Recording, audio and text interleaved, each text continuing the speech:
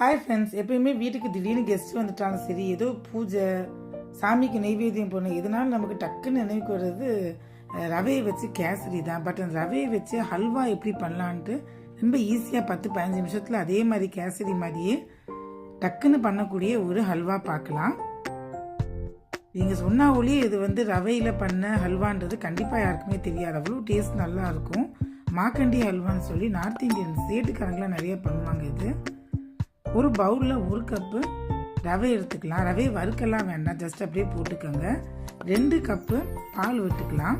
பால் விட்டு ஒரு 10-15 நிமிஷம் நல்லா ஊறட்டும். மீன்வேல் இந்த பக்கம் ஒரு கடாயில் ஒரு 3 ஸ்பூனு நெய் விட்டுக்குங்க. அவ்வளோதான், அதுக்கு 3 ஸ்பூன் தான் நெய்யும் தேவைப்படும், ரொம்ப ஜாஸ்தி தேவைப்படாது.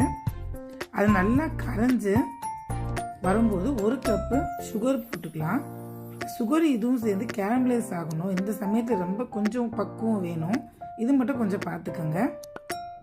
நல்லா இப்படி கிண்டி விட்டுட்டே இருக்கும்போது ஒரு சமயத்தில் கரைஞ்சி நல்லா கொஞ்சம் கலர் மாறி கேரமலைஸ் ஆகும். அது வரைக்கும் கொஞ்சம் கவனமாக பார்த்துக்கணும். இந்த சமயம் இப்படி வந்தவுடனே டக்குன்னு நம்ம அந்த கரைச்சி வச்சுக்கிற ரவையை எடுத்து கொட்டிடலாம். கொஞ்சம் லைட்டாக கட்டி போடும். இப்பயும் டக்குன்னு ஒரு இது வானிலையை கரண்டியை வச்சு நல்லா கிண்டிடலாம். வானிலை கீழே ஒட்டாத மாதிரி நல்லா கிண்டி விட்டுருங்க. இந்த லம்ஸ் எல்லாம் ஆகாது, சரியாயிரும். நல்லா கிண்ட, பிகாஸ் அந்த ரவை ஆல்ரெடி ஊற வச்சதுனால 10 நிமிஷத்துல இந்த ஸ்வீட் ரெடி ஆயிரும். ஹல்வா மாதிரி டேஸ்ட்டும் பார்த்தீங்கன்னா ஸ்ட்ரக்சரும் பார்த்தீங்கன்னா ரொம்பவே நல்லா இருக்கும். ஹல்வா டேஸ்ட்டுக்கு ஒரு ரவைன்னு சொல்லி நீங்கள் சொன்னாதான் தெரியும். ஏன்னா ஏதோ கோதுமை ஹல்வா அந்த மாதிரி, காஜு இல்லை பாதாம் ஹல்வா அந்த மாதிரி நினச்சிருப்பாங்க. அந்த அளவுக்கு டேஸ்ட்டு சூப்பராக இருக்கும். ட்ரை பண்ணி பாருங்கள் இது கண்டிப்பாக.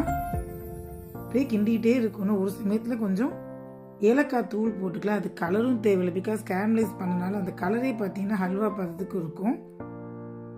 அந்த 3 ஸ்பூன் நெய் விட்டேன் இல்லைங்களா, அதுவே போதும். நான் கடைசியில் எதுவும் விடலை, ஏன்னா நெய் கடைசியில் அந்த விட்ட நெய்யுமே வெளியில் வந்துடும்.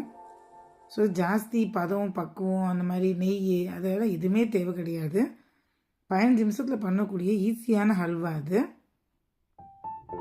ஒரு 5 நிமிஷம் நான் கிண்டி இருப்பேன் பாருங்கள். வானிலையில் சுத்தமாக ஒட்டலை. நான்ஸ்டிக்காக எடுத்துக்கோங்க, ஈஸியாக இருக்கும் உங்களுக்கு பண்ணுறதுக்கு. கடைசியில் கொஞ்சமாக பாதாம் பிஸ்தாலாம் குட்டி குட்டியாக கட் பண்ணி போட்டிருக்கேன். அதையும் சேர்த்து கலந்துட்டு ஒரு கப்பில் ட்ரான்ஸ்ஃபர் பண்ணிக்கலாம். கொஞ்சம் நேரம் விட்டிங்கன்னா நீங்கள் கட் பண்ணுறது கூட வரும். பட் நான் அது ஹல்வான்றனால அப்படியே கப்பில் போட்டு சாப்பிட்ற மாதிரி தான் பண்ணியிருக்கேன். உங்கள் இஷ்டத்துக்கு ஒரு ஸ்கொயரில் டைப்பில் ஒரு கப்பில் போட்டிங்கன்னா 5 நிமிஷம் கழித்து கட் பண்ணுற மாதிரி கூட வரும். டேஸ்ட்டும் பார்த்தீங்க, ஸ்ட்ரக்சரும் பார்த்தீங்கன்னா ரொம்ப சூப்பராக டேஸ்டான ஒரு ஹல்வா. அதுவும் ரவையை வச்சு ஈஸியாக பண்ணியாச்சு. ட்ரை பண்ணி பாருங்கள். நல்லா இருந்துச்சுன்னா கமெண்ட் பாக்ஸில் கமெண்ட் பண்ணுங்கள். தேங்க்ஸ் ஃபார் வாட்சிங்.